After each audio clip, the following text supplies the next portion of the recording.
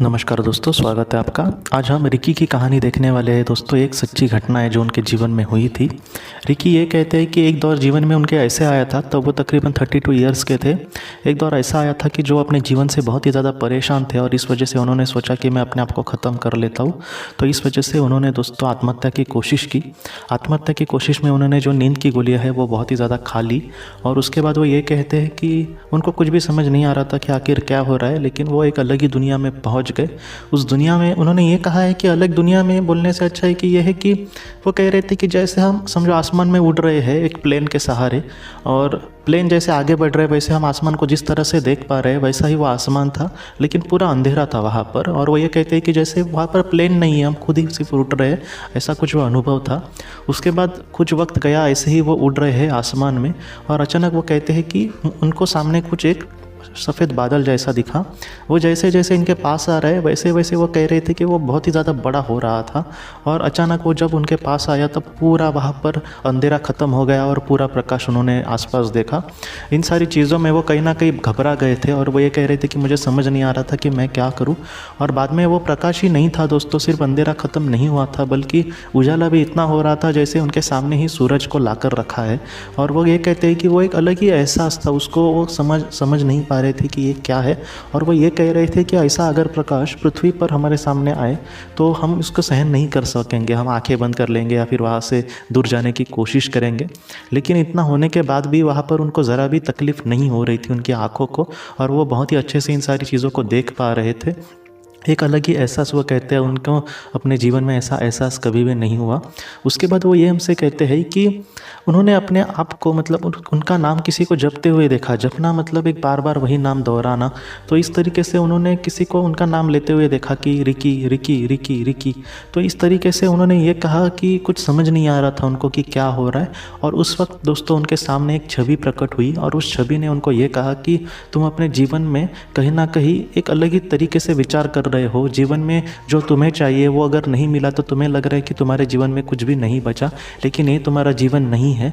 तुम अपने जीवन में अगर अपने मतलब दो तरीके बदल दोगे तो तुम्हारा जीवन सचमुच एक अच्छा बन सकेगा। और जो तुम्हारे अपने हैं उनको तुम अपने हिसाब से खुशियाँ देने की कोशिश करना, सिर्फ अपने ही खुशी को तवज्जो मत देना। ये जो बातें हैं रिकी को इतनी स्पष्टता से समझी। रिकी ने ये कहा कि वो मतलब इतनी स्पष्टता से थी कि वो उनको फिर से पूछ भी नहीं सकता था कि आप कृपया मुझे बार बार ये कहेंगे, फिर से ये कहेंगे, क्योंकि मुझे मतलब और एक बार आपके मुंह से सुनना है। वो कह रहे थे कि मेरी इच्छा हो रही थी, लेकिन वो इतनी स्पष्टता से मेरे मन में फिर गूंज रही थी वो बातें कि किस तरीके से उन्होंने मुझसे कहा है। और वो जो संदेश है बहुत ही अच्छे से उन्होंने अपने आप को स्वीकारा।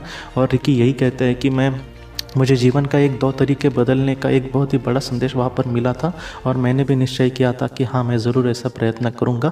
और उस तरीके से रिकी ये कहने लगे कि उसके बाद उनके मतलब उनके सामने जो भी हो रहा था वो धीरे धीरे धूमिल होते गया और वो फिर से अपने शरीर में लौट आए। जब शरीर में लौट आए दोस्तों तो अपने घर में ही थे जिस तरीके से उन्होंने प्रयास किया था आत्महत्या का। और उसके बाद वो ये कहते हैं कि मैंने उसके बाद कभी भी नींद की गोली नहीं खाई, मैंने कभी भी मैं फिर से डिप्रेशन में नहीं गया।